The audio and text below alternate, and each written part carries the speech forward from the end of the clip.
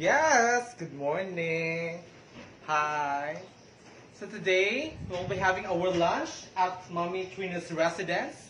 Mami Trina's Sumayang's residence.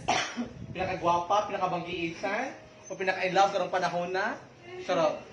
Together with Pao, so today will be our send-off lunch. Send off Lunch, no? With Pao because tomorrow, Pao will be leaving for Manila in preparation for oh my god!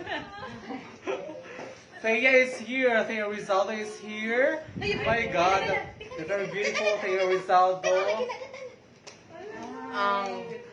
Ang guwapa Boholana sa PBB. Oh.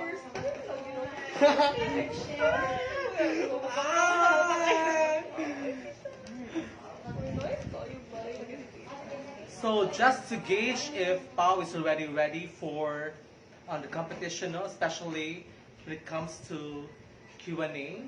So, so actually this is unrehearsed. These questions are prepared. So syempre si Pao did not know these questions beforehand. No, he's gonna bombard me. Okay. Later on, Thea also be answering questions. Yes. Pakita sa baby Thea. Pakita sa. Gawin. Oh. So first question. This is a cliche, no? What is your edge over the other candidates competing this year for the Miss Universe Philippines PAO? I think my edge in this competition is really my sense of commitment. I'm a very committed person, and I know that commitment demands a lot of sacrifice. But I know that this endeavor is going to be very, very rewarding for me, for the people of Bohol that I'm representing, and I'm sure that all of us will be able to enjoy the fruits of all of our labor when it comes to this competition. Wow. So, Mami Tris? Yes. In a scale of 1 to 10, please score? 10, of course. 10. Baby Tay? Bias. 11. Bias. Second question. There's a bit of kanin siya ka ng mga social issues, no? Mga current events. Ang sabi siya, basta kayo relatable na sa at present time. So, do you think teachers and nurses are underpaid? Definitely, yes. Definitely. With all the efforts and all that they have to put into being able to take care of people when it comes to the nurses, and even teachers when they take care of the children and nurture their minds, I think that they should be able to be paid what is really due to them, because what they are teaching us and what they are giving us cannot be measured with money. So at least if we can take care of those teachers, if we can take care of those nurses, they will be better able to take care of the children so that those children become the best leaders of our future. Okay, so do you think, just a follow-up question, Tauha, so do you think it is appropriate or it is right for this trend that we are sending quality teachers and nurses abroad? We cannot blame them, Samasha. If they want to go abroad, you mean? Yes.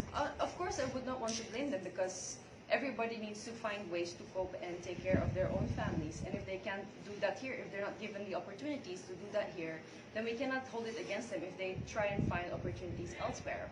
But of course, if the government finds ways or finds programs for them to better take care of their teachers and our nurses here in the Philippines, then hopefully that gives them more reason to stay here and take care of the Filipino.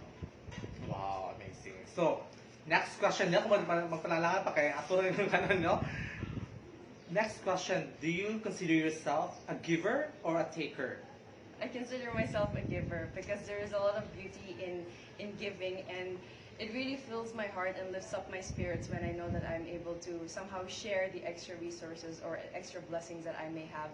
And my mom has also taught me to be able to be more of a giver than a taker, because I think that's what really matters in life, being able to share what you have, being able to give, and somehow lift each other up that way. Well, with that, Mami Linda, kudos to you for raising a very wonderful child, Mami Linda. So number fourth question. How many do you have? A lot. Countless. 13. 13 questions. So, with the present pandemic situation that we are in, what do you think is the biggest problem we are facing in our health system? In our health system, I think one of the biggest problems that we have is unpreparedness or the lack of capacity to take care of all the Filipinos that we have. We have 100 and, Katrina said 104 million Filipinos, and a lot of the And counting. and counting, of course, it's always counting. And I don't think that all the facilities all over the country are well equipped and we're actually prepared to handle a pandemic at this very time. So it would be very wise for the government to actually also look into that, find ways for the government resources to go into that, so that the government will be taking care of the Filipino that way, so that the Filipino can be taking care of the Filipino. I agree. Okay, next question. Can you say that you are living the life of your dreams at present? No, I have many dreams. And I'm very happy with the way I'm living. I'm very contented. But I also know that my dreams are still in the making. And that is what I'm working on now. I've already made some dreams come true, like producing a coloring book for kids, but there are so many other dreams that I'm still working on, and hopefully I'll be able to make those come true. I'm not pressured by the time. I just hope that I'll be able to do things with passion and with purpose. Very good. So next, if you are going to choose, which would you prefer? Precious or priceless? I would choose precious, because when something is precious, it's something that really means something to you. It has value to you as a person, regardless of what other people may put value to it. And if something is precious, you take care of it and allow that to inspire you to do better in life. Thank you. Next, do you consider yourself intelligent? If yes, why do you say so? I consider myself intelligent because my mom raised me that way. Okay. Next, what would you do if you found out that your significant other, okay, let's say your boyfriend or your partner, had a homosexual relationship before or in the past? I would ask him if he's still homosexual now, because I wouldn't want to get my hopes up or keep my hopes up. But I don't think that that would be a point of judgment or a reason to break up, because people do, I believe, have the capacity to change. And we all are in our own rights to explore what it means to be alive and what it means to be a being. And if that means him having to explore what it means to be homosexual, then I totally respect that. And if he's in the relationship with me, as long as love is at the center, I have no problem with that. Take note. No, my mom said past is past. So yes. Okay, so let's move on. Yes, always move on. Okay, so next, bullying is a hot topic. Bullying is a hot topic. My question is, have you ever bullied someone? I think to some degree, yes, when I was younger, when I was in high school. And I think at that point, I didn't realize that what I was doing was bullying. And I think that we should be able to take care of or look into the actions of the person who is being bullied, but also the one who is bullying, because I think both are just two different sides of the same coin that we need to look into and that we need to take care of. So I hope that this can be done with less judgment and with a lot of love, because when we use love as a means to take care of people, I think we all become better persons out of that. Okay, next. This is a bit tricky question, no? What is that something that we don't need to know about you? Something that people don't need to know about you. Hi, Sir Mike. Sir Mike is here. Okay. Something that people don't need to know about me. Actually, there isn't. I'm pretty much of an open book. I'm a very emotional person. I'm very OCD sometimes. There's nothing much that I'm hiding from other people. So as long as people accept me who I am, then I'm happy with that. Good. Next,